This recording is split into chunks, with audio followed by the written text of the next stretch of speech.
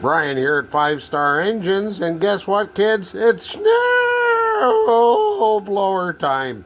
And you know what? Don't worry, your eyes aren't playing a trick on you. Look at all that there. Like, like you're okay. Everything's all right.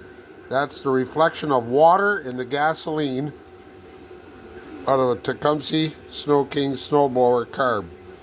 Yes, sir. Gentleman brought this in and said, well, it was running last year.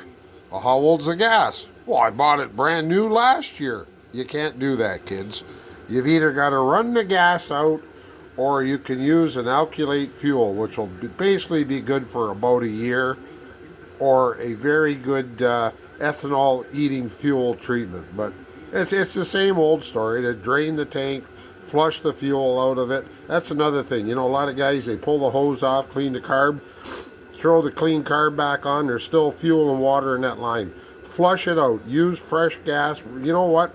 Run, 8, 9, 10 ounces through it. So what? At least you get the junk out. So anyways, same old thing. Going back in the cleaner.